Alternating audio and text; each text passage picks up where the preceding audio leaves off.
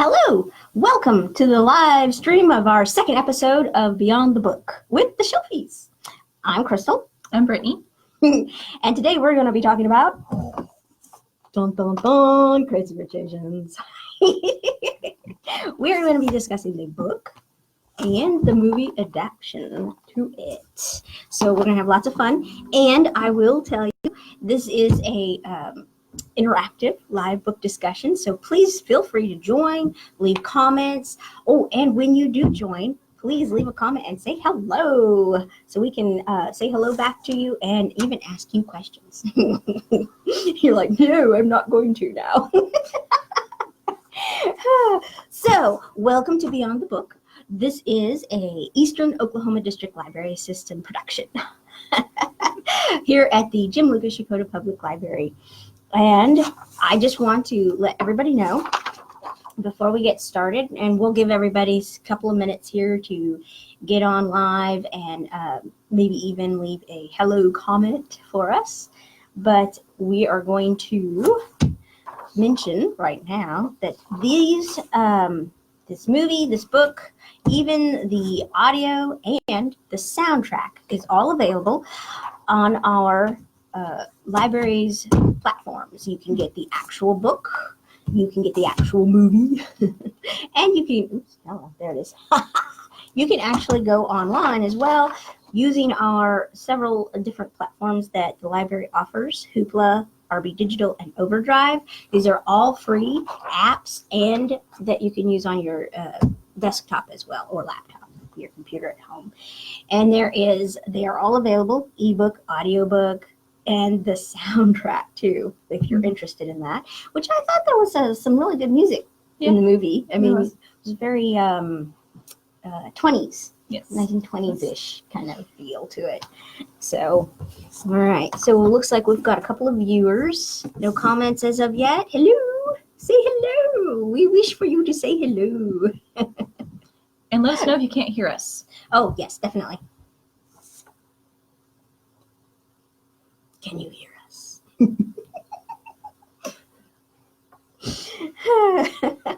If I'm looking down, it's at my phone to make sure this is going other places. Yes.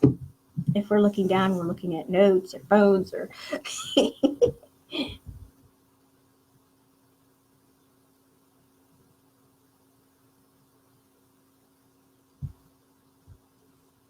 All right, so we had some technical difficulties for some reason, so we started a couple minutes late. We had a scheduled live feed that should have started, and it didn't go. It did not. So we were ready. Yeah, we were ready. We're sitting here going, is it gone? Is it done? Is it started? Okay, so we're going to talk about Crazy Rich Asians today, and whether or not you've read the book or not, or watched. Hey, we've got a comment. I can hear you. Oh, good. Thank you. Or watch the movie, or either, or neither, or just one or the other. Please feel free, ask questions, talk about it, tell us, what you thought of it, all kinds of stuff like that. There's also another comment here. There we go. Hi. Hello. Right. Hello, Melissa. Okay. Yes. Yay. I know. Excitement here. We've got some viewers, some likes, and some comments already. So thank you very much. I kind of wanted to start it off with the very first question is the title.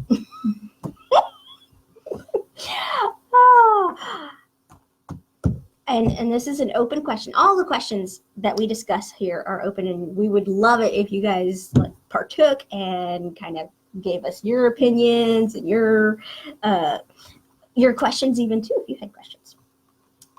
So the title, Crazy Rich Asians. How do we read that? Do you want to read it crazy and rich, or crazy rich, or... They actually say it in the book at one point.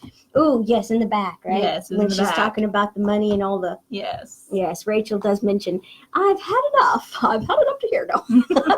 She didn't say that, but yeah. I don't know exactly where that was in there, but she did say it. Yes. I wasn't actually going to highlight that because it was a very long quote, but I liked the quote because she says, I'm done with your crazy money, your crazy relatives, your crazy this, you're crazy. And she, of course, I think she just said crazy rich, crazy rich, crazy rich the whole way. I, of course, really, you can take it both ways. Mm-hmm. Yes. I mean, there's really no way not to take it. I mean, you could probably take it 3 ways or 4 ways. Because they're crazy, and they're rich, and they're crazy rich. Oh my goodness. What do you think? Anybody have any options, or do you think that they are more crazy rich or just more crazy? Part of being rich, make them crazy. Ooh, that's a good idea. Very good idea, yes. Before we go on too, I wanted to make a note that this is not necessarily a trilogy, is it? I mean, Series. It's a series, I guess. Of trilogies, you always think of those as being like a saga or a fantasy novel series or something when you say trilogy. But it is actually a trilogy. There is Crazy Rich Girlfriend. Crazy Rich Asians, China Rich Girlfriend, Rich People Problems. Yay! And speaking of the next 3 books, how did you feel when you read the book and the end, and then you watched the movie, and you're like, wait a minute, that's not how it ended. Yep, it's not. Things have been changed. They did change it. And of course, you have to change it because in the book, it's almost like, wait a minute. What's your favorite part of Cray? Cray! That is all cray cray? No. You go ahead, Brittany. I'm doing too much talking right now. Well, I liked Astrid's storyline. Yes. I don't know, her character, the way she shops for her clothes and the way she wants to keep her money to herself and it's really her husband that wanted to keep it separate. Yeah. I just thought the whole dynamic was interesting. And in a sense too, I mean, she did that. She kind of tried to keep it secret so that it wouldn't make her husband feel bad that he wasn't bringing in the dough, and paying for everything. Yeah, which in the movie there was that scene where she was hiding all the stuff. Yes. In the book, it's not quite as crazy that she hides it, but she has a whole room of it. Yes. And that's where she puts it all, and she makes sure that when she gets home that Michael isn't there, so he doesn't see how much she's bringing in. Yes. But it's not necessarily that she hides it. It's just in that room. But yeah, I loved Astrid's part and Astrid's storyline. And the interesting thing about it is, if you think about it, Nick and Rachel's story is predominant in the first one, but the author Kevin Kwan kind of brings out more of the other characters in the second and the third book, and so you're left hanging kind of with Astrid's story in this one. You're left hanging with Nick and Rachel's in the book, but not the movie. And then the second one, some very interesting stuff happens to Astrid. I'm gonna have to read it. I know. I actually got the second one and tried to kind of like breeze because there's so much. I mean, good gravy. This first book, probably more than halfway through it, it was just leading up, introducing everybody. Yes. And I actually sat here going with a tablet and a pen and was trying to write down everybody and keep everybody straight. And all the families and everything. I'm like, I don't think that's going to happen. I like the family chart in the beginning. That was helpful. Yes, very, very helpful. And I just kind of kept track of some of the main ones, and some of the favorites, like Oliver. I don't know if anybody remembers Oliver in it. He's the one that, in the movie, you kind of see him here and there, and but he took a liking to Rachel, and especially at the very first when she went to Tyrcell Mansion Park. Yes, that first night on the when her flowers were blooming, which I didn't write the flower name down because I'm like, yeah. But I love how he introduces the family. He hasn't let the wealth go into his head, and he's not super crazy in the Richie sense. I suppose Yeah. he's a little crazy but he narrates the each person as the family members come in, and he's telling Rachel, who's who and what they're really like. Which I thought that was funny. And the funny such a huge family, it's hard to keep track of everyone. Exactly. Yes. Like I said, I was going to write everybody down, and I'm going, okay, forget this. Toss the pen. But the funny thing was, I really liked Oliver. He's not my favorite, but he is one of my top 5, top 10, I guess. I don't know. I don't even think there was 5 people in here I really liked, but maybe not. A lot of them aren't likable. They're not likable, but they are likable in the sense of you just gotta laugh at them. Yeah. But the fun thing was, I was reading up on an interview that I think the Washington Post did of Kevin Kwan, the author, and they asked him about the footnotes in the book. And if you read the book, there's a lot of footnotes. You'll be reading along, and there's a little star, and you go down, and it says something about, oh, this is slang for ... or something. And Kevin Kwan was talking about how the footnotes he wrote in Oliver's voice, so they're a bit sarcastic. They are. And I did notice that. And fun. They're very fun. But now knowing it was meant to be him, it makes a little bit more sense. Yes, it does. And I laughed when I read that. I thought that was pretty funny. Do we have any more comments? What's your favorite part? Okay, that was our last comment. Please ask some more questions. Make comments about what we're discussing. Like, what was your favorite part, Joy? I'll give her a couple of minutes to answer. Typing away there. I did, and you thought so too, because we are both Jane Austen fans. I thought there was a very big Jane Austen-y feel to some of this. Yes. Very Pride and Prejudice ish. Ish. I love the part when Rachel is driving up to the mansion. Tyresal Park. Please forgive us. Fancy place. Yeah, that fancy place where his grandmother lives. Ama, which is C-U-U-C. Anyway, it almost was reminiscent of Elizabeth driving up to Pemberley for the first time and seeing Pemberley, which that was a really fun scene. Yes. If anybody has seen Pride and Prejudice or read Pride and Prejudice, they all or seen all the versions of Pride and Prejudice. That is true, yes. And what else did you think was very Jane Austen? Well, the whole layout of these are these people, and they should not mix. Right. The whole cast set and everything like that, right? And in the family dynamics. I mean, and I started reading this book, and I actually didn't really think about it being Pride and Prejudice-ish or Jane Austen-ish or anything like that.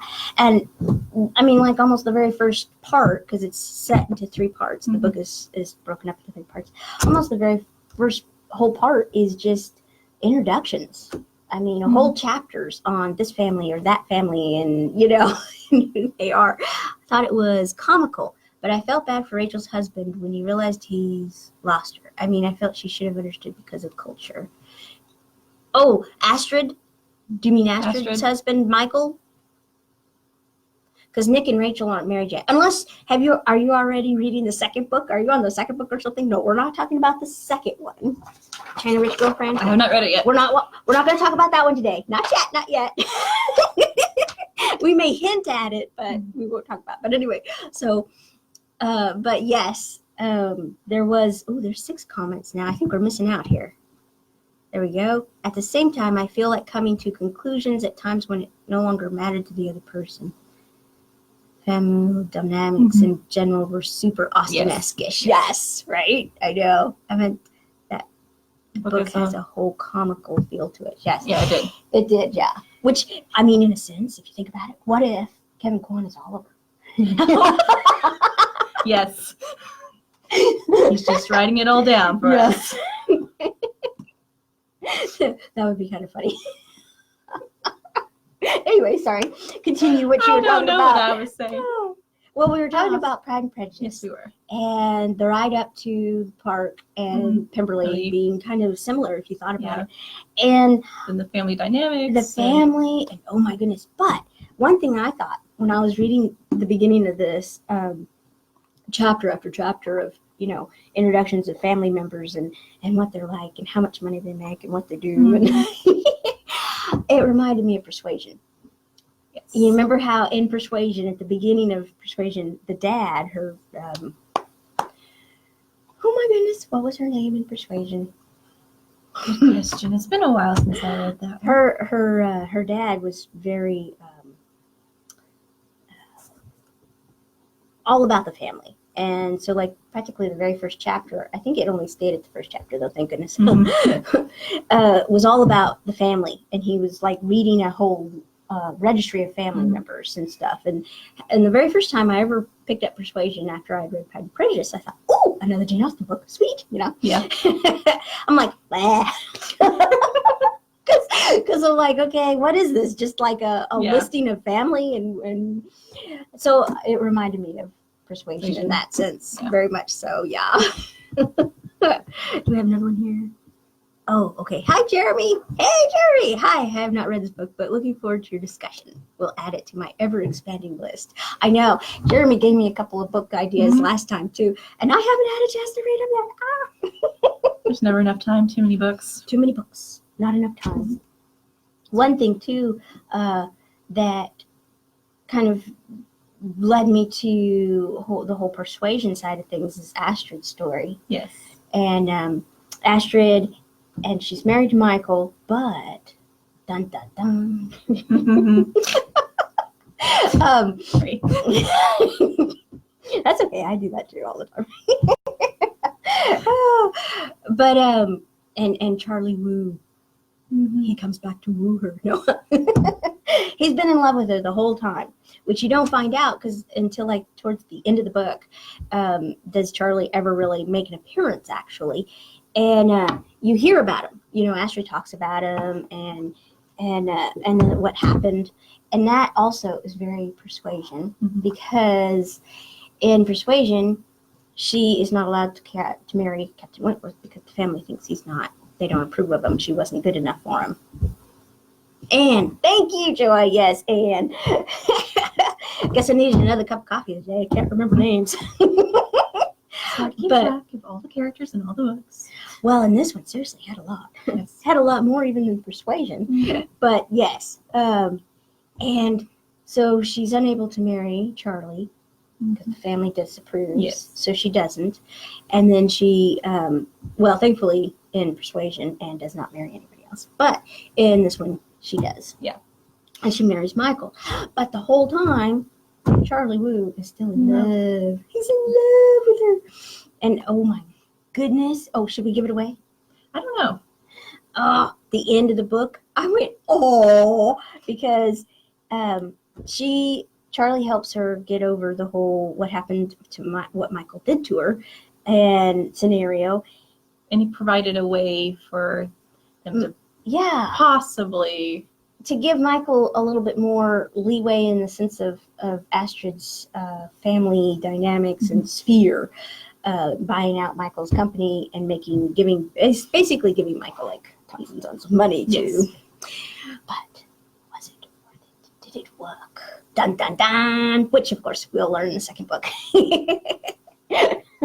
But so there was that Persuasion-esque-ish bit there too. So there's like this Pride and Prejudice, Persuasion, and I just loved. I don't know if anybody else looked up some of the interviews online that after the first book came out, and then when the movie started coming out, everybody was interviewing the author Kevin Kwan, and there was this one interview, and they asked him what was his influences. What influenced him? And of course, he was talking about how a lot of pretty much everybody in here is somebody he knew. Personalities and everything, which is funny. But the thing that I thought was very interesting was he loves Jane Austen. So Pride and Prejudice, Persuasion.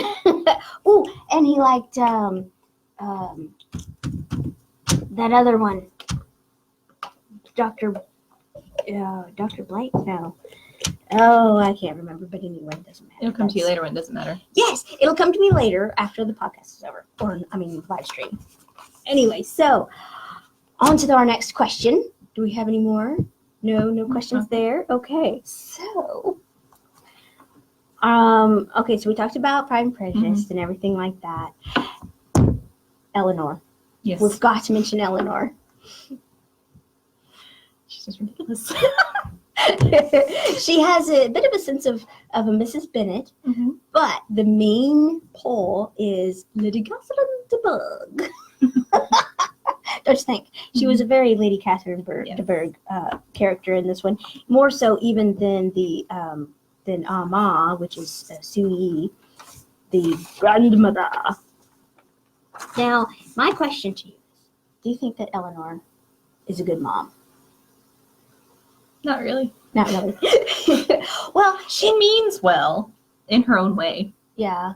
But doesn't everybody? Yeah. I mean, the main thing that I have this like whole, oh my gosh, she's a horrible mother, she's not a good mother. But then you think, okay, when she was getting married, it was almost the same exact as Rachel and Nick. The grandmother did not approve, but she did get married anyway. So in order to make sure that the son, Nick, got into the family and was accepted and would get the whole wealth and everything, she gave him up, technically, basically, to the grandmother. Right. She let the grandmother take over the motherly, so she gave up her motherly rights, basically. Yeah. And in a sense, so that's that he like... could get the best from her. Right. And in a sense, you're like, oh. So then you're going, okay, is she a good mom or is she not? I don't know. The other question is, oh, sorry. Did you have one? No, are you sure? You need to say something about Eleanor? Definitely go for it. Well, I liked the little bits where you got to see what she was thinking and how she was rationalizing what she thought was happening with Rachel, not what was actually happening. Like, where was she getting these clothes from? Assuming that Nick was paying for her stuff, right, and spending a lot of money on her, but he wasn't. Yeah, he didn't. Yeah, she was getting it from her friend P. Glenn. But, and that brings up the question too. Was somebody saying something? Eleanor is overstepping all the time. Yes, definitely. She sees no other way than what she's done. Her intentions were good, but her manipulations are self-serving. Well, okay, so Joy, what do you think of that? Self-serving. I mean, is she self-serving in the sense that if she gets Nick to inherit the wealth and all that, then she'll be good for the rest of her life and she'll become another, like, the Ama, the main matriarch of the family? Is that what you're meaning, maybe? Because that's what I was thinking too. I was thinking, okay, is this self-serving? Yeah. Or is she actually wanting Nick not to, have the same ostracization or something from the family that she was getting? And that's an interesting question. And we'll never know unless we read the second book or the third book. No, I don't know. It may not be in those either. But one thing that I was going to say, too, is when you were talking about the rationalization that Eleanor was doing. Oh, do we have something else? Yes. Yeah. She was the last one to find out about Rachel. Yeah. Everybody knew about her. And, which of course will bring us to that next question we were talking about earlier. Oh my goodness. Do you think that what she did to Rachel was partly, just like S1E2 was doing to her before when she was trying to get married? Or do you think she was kind of getting back at her for the fact that she was the last one to know and hear about Rachel? I don't know. I mean, that was a very interesting question. I was thinking about that the other night. And I thought, she was the last one. And oh boy, being an Eleanor type of person, a Lady Catherine de Bourgh person, then that would really stick in their craw. I mean, that would be pretty bad. And that would make me mad a little bit too if I was the last one to know about something. Yeah. In a sense. I mean, especially something big like that. Yeah. But yeah. Like, how could you date someone for that long and not tell your mom? Oh, I know. Golly. And the type of mom that Eleanor is and the type of family that he has, which, of course, do you want to ask this question? Bring this one up? This is our next one. Go ahead. You want me to? Really? Okay.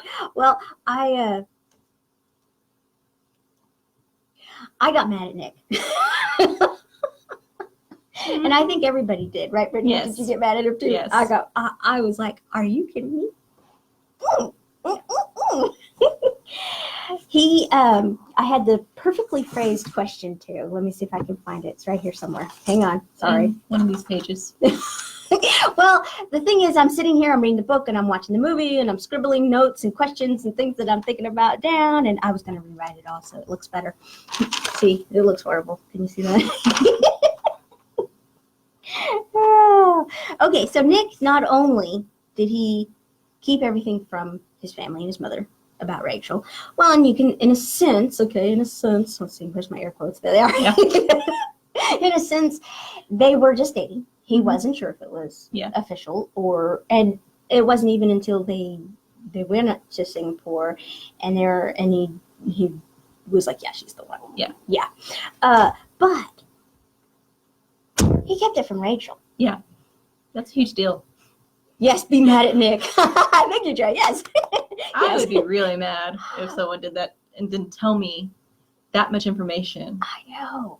And Rachel was a very nice person. I mean, seriously, she did not get too mad at him. I mean, she got mad at him, but she got irritated, not really mad. Yeah. Which I guess you could say they're in love.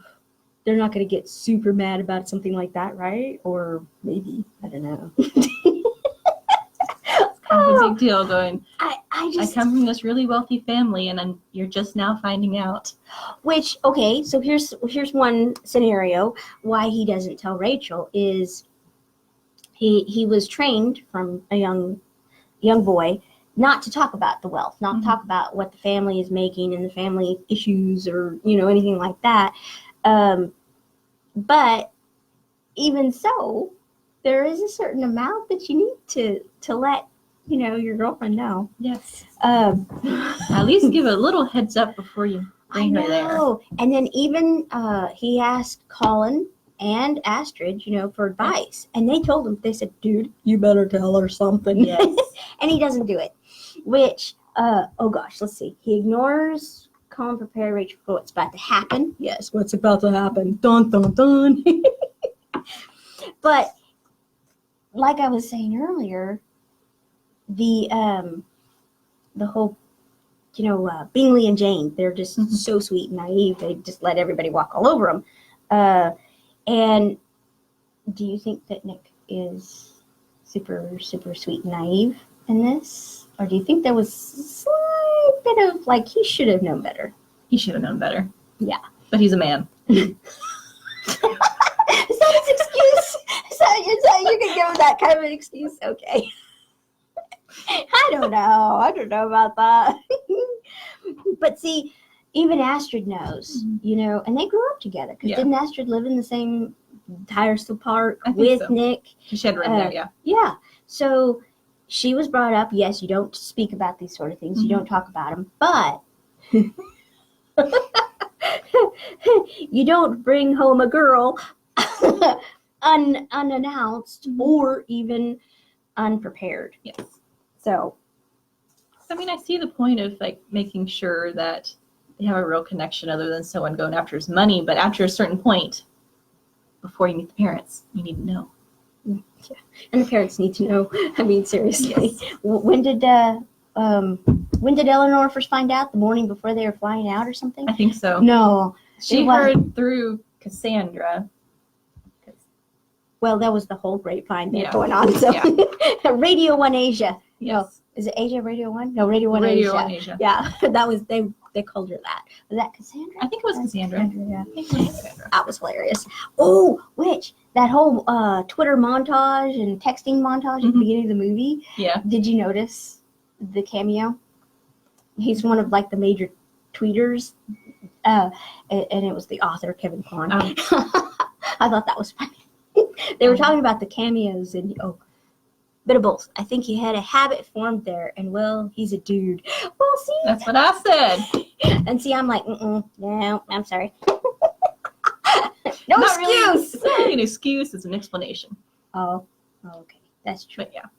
Okay, all right. Sorry, men.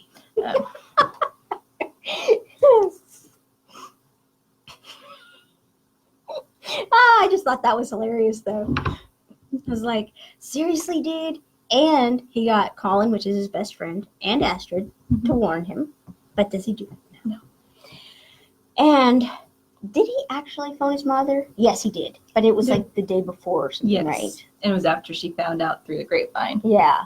It was like right almost immediately after, wasn't it? Yeah. Because they were in the Bible study, their little Bible study. Yeah. And she finds out. And then he calls like a couple of minutes later or something, wasn't it? I don't know. Anyway, that was just hilarious. Okay, so Astrid and Michael. Yeah. Then Charlie Woo. Yes. No, I'm sorry. Charlie Woo is exciting because it shouldn't be an excuse, but women are spaghetti and men are waffles. Huh? I never heard that before, but that makes sense. That's pretty funny. I like that. Okay. So, what did you think of the whole Michael making up his cheating mistress scenario? That was just weird. I mean, I get why he was doing it, but it's just weird. That was weird, right? And he thought it would be less hurtful for Astrid. Wasn't that what he said? It was something if about. She thought he was having an affair rather than. But he did say something about how it would be better off as far as her family hating him rather than them thinking that they just couldn't make it or not liking the fact that she had picked him, and they're like, "We told you so," or something like that. Which still would have been an issue. Oh, I don't know. See, to me, he was being dishonest. Even if you're wanting to leave someone, you need to be honest about it, not try to. Weird scenario stuff that happened, which is interesting. I don't know if you noticed this, but in the book, you find out that it's all a ruse. In the movie, You don't. Okay, so my question is, they're planning on making a second movie. Yay, it's in the works. And of course, we haven't read the second book fully. I've breezed a little bit of it. And but in the first book, they get to that point where they find out that Michael did make it all up, but in the movie they didn't. Do you think that they're going to keep with that storyline, or do you think they'll just say, it's easier if we just leave it, yes, he's cheating, and not make it a whole made up? They might, because it's easier for film. Easier for film, yes. Because they have to crunch it all into. What do you think, viewers? Oh, and I guess the question would be, would you prefer it to find out that it's made up, or that it is just they're just going to leave it as a keeps buffering, so I'm missing a lot. Oh no, I'm sorry. The whole thing will be posted afterwards. I know, but it's fun to discuss and interact while it's going. Okay, speaking of Astrid and Michael and Charlie. I'm sorry, it's just too much fun to do that. The whole movie, we don't really see Charlie at all. He's mentioned at one point, right? Isn't that it? I think so. They have to mention him a little bit because they were talking about Astrid's pick and how she doesn't pick well or something like that. But at the end of the movie, and I mean, this is for moviegoers who watched the movie, there is a bit of a special in the credits. And, it's like everybody who watches the Marvel movies now, you have to sit there and wait till all the way to the end of the credits to catch something sweet and wonderful. Juicy little tidbit for maybe the next movie or something like that. Well, this one was scrolling through the beginning of the end credits. And you see this guy sitting there at the party, and then you see Astrid, and they're giving each other a meaningful look. Like, hey, how's it going? Hey, how's it going? Probably not quite that way, but anyway, I can't, no, see, you can't do it. Anyway, and there was a lot of people who went, who's that? Now, if you'd read the book, and you went, "That's Charlie." And the first time I watched the movie, I hadn't read the book yet, so I didn't know who that guy was. I was like, "Have I seen him before? Did I see him somewhere?" Mm-hmm. Oh, and if you'd watched the previews for the movie, they put him in. He's dancing with Astrid. And that's not even in the movie. It's not even in the credits. You just see them sitting there and glancing at each other. I know. I watched the movie like right after it was released on DVD, so like last year. Do we have another comment? Did anybody else catch that about Charlie? No? Maybe not. I don't know. Anyway. I'll find out later. Yeah. When they catch up to our audio. So the fun thing about the ending of the book is you get more of a, not necessarily conclusion, but a feeling of conclusion with Astrid and Michael. Yes. But not Nick and Rachel. Mm-hmm. And in the movie, you get more of a conclusion with them and just a tiniest little blip of Astrid and Charlie. So that's interesting. But the main thing that I wanted to, and I didn't even think to go back and look at the second book and see what in the world the whole mahjong scene in the movie was about, and if it was in the second book, because I'm thinking in the book, they leave it hanging with Rachel and Nick. Which is why I want to read another one. Yes, to see how it ends. And if it ends just like the movie does, or in a sense of how the movie does. So the book does not give us a feeling of, ending for Rachel and Nick, but the movie does, and I was interested in finding out if they made up the mahjong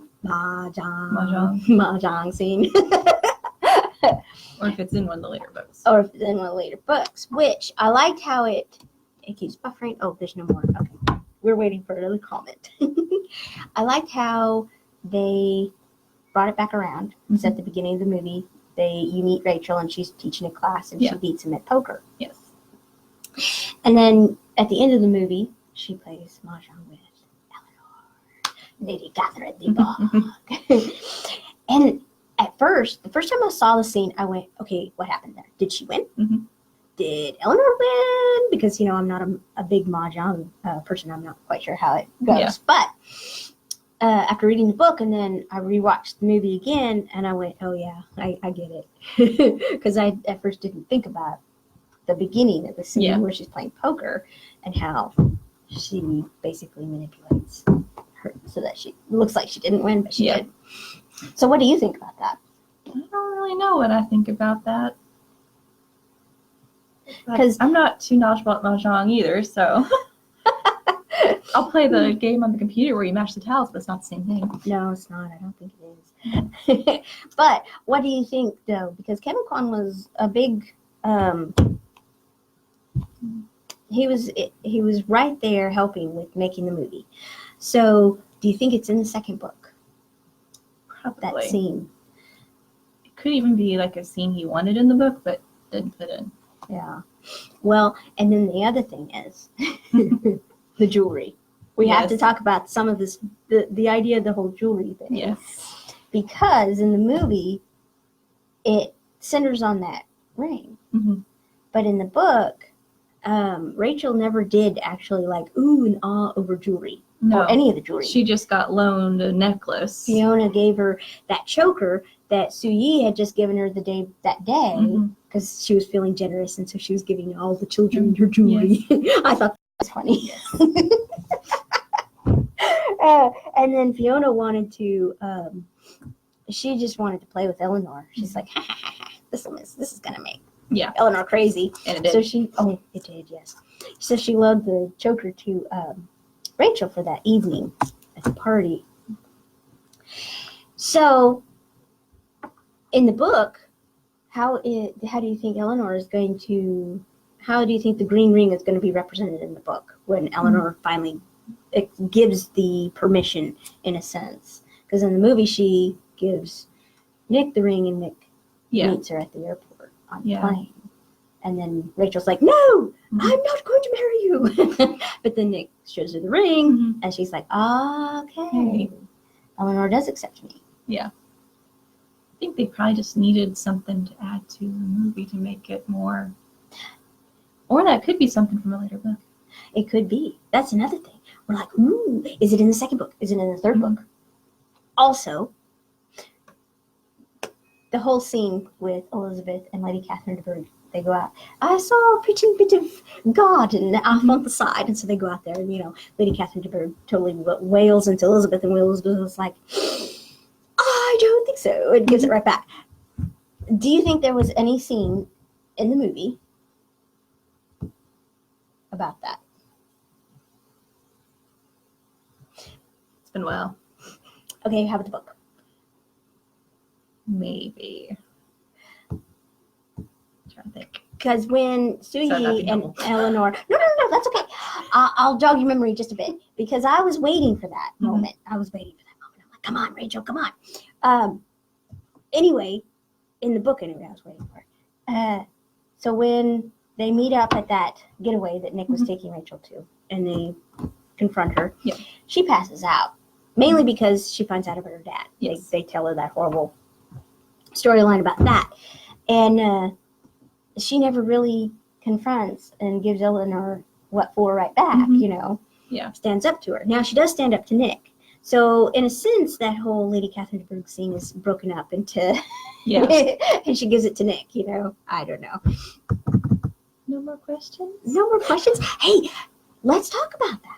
Let's talk about it. Let's hear your ideas of that whole Lady Catherine de Bourgh instance there. But I do like the goos. The goes. I think it's go. Yeah. Peaklin, which is her friend from college. And they're crazy rich. And they're crazy. Yes. But it's how would you describe their craziness and their crazy richness? Well, they're newer rich people than the old rich. Yes, but so they're more flamboyant, more. But they're also nicer. They are nicer. And so I'm thinking comparatively. Now that does have probably a bit of a difference to it that they're so new in their richness or their wealth. Excuse me, not richness, wealth. Hey. But I was also thinking. Su Yi's, wasn't it Su Yi's husband, the doctor during World War II? I think so. Yeah. I want to say Michael, but I don't think that's right. Philip. No, Philip is Eleanor's husband. Anyway. Sir James something or other Young? Yeah, I think that's Sir right. James Young. Yes, very good. Thank you, Brittany. Apparently I'm not that great with names. But anyway, he was really nice. So what happened? I mean, that's what I was like in that scene. He told them information about the family, but he left a lot out, and we got that information, but they didn't. Right. Well, and I really liked when Peaklin and Peaklin's dad. I'm not even gonna say his name. Yeah. Wyman Moon. No, I don't know. Anyway, they go to see the doctor down the street, which actually he gave them sound advice and helped them with their wealth and getting their wealth at that point in time. But and Dr. Gu, he knew the Youngs and he knew the whole back history, and I loved that tiny slice of historical storyline there that was set back, and that's all you get. Now I'm hoping that maybe in the second and third book we'll get a little bit more of that, maybe, because I thought that was really interesting. I was like, wow, that was super cool. Yes. But also my favorite quote. And I always pick a favorite. I'm like, no, that's not my favorite. I mean, it's good, but it's not my favorite yet. And then I finally found one. Every treasure comes with a price. And that was Dr. Gu's quote from Dr. Gu. He mentions that to Peaklin, I believe, when they were asking about it. And I love the whole everybody checking to see if they're good enough for ...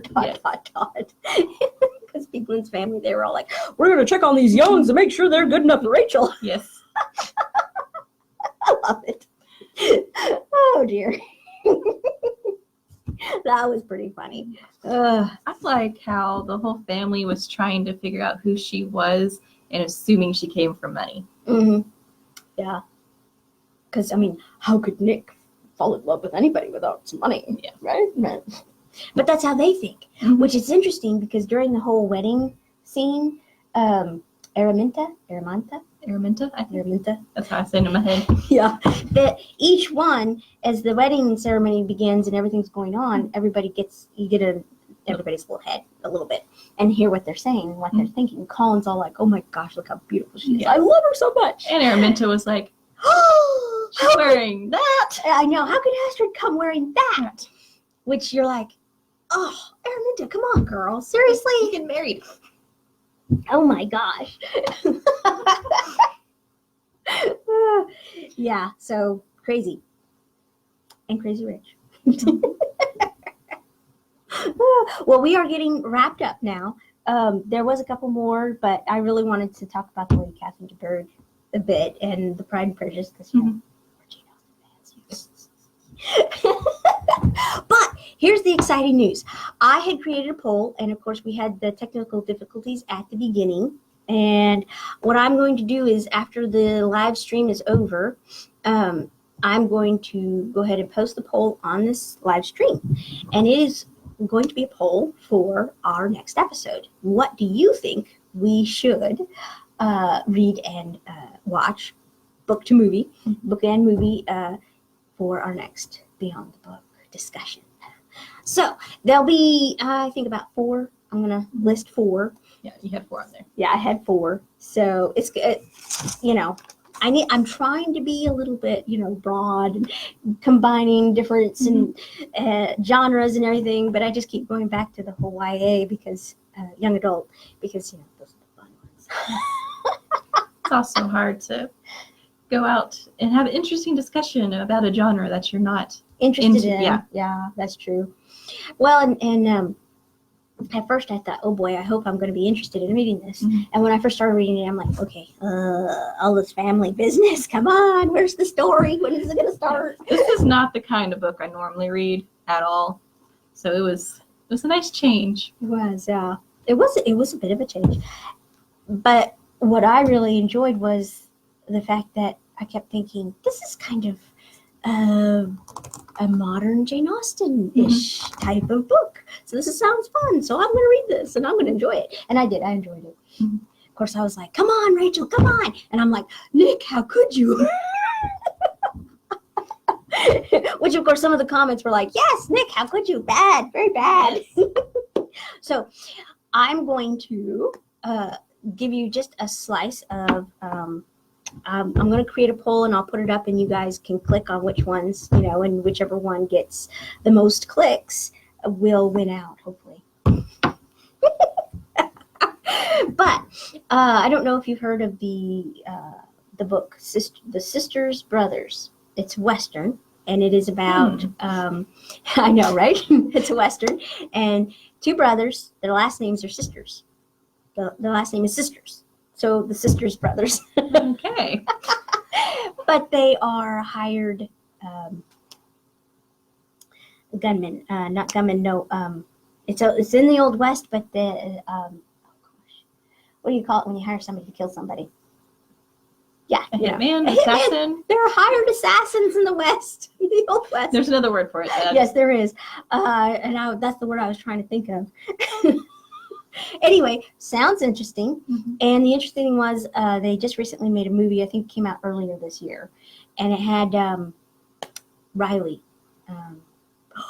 What was his name? Oh, my goodness. You know, he's the catcher in For Love of the Game. Yeah. I don't know. I had it all wrote down, and then we had that anyway in the poll.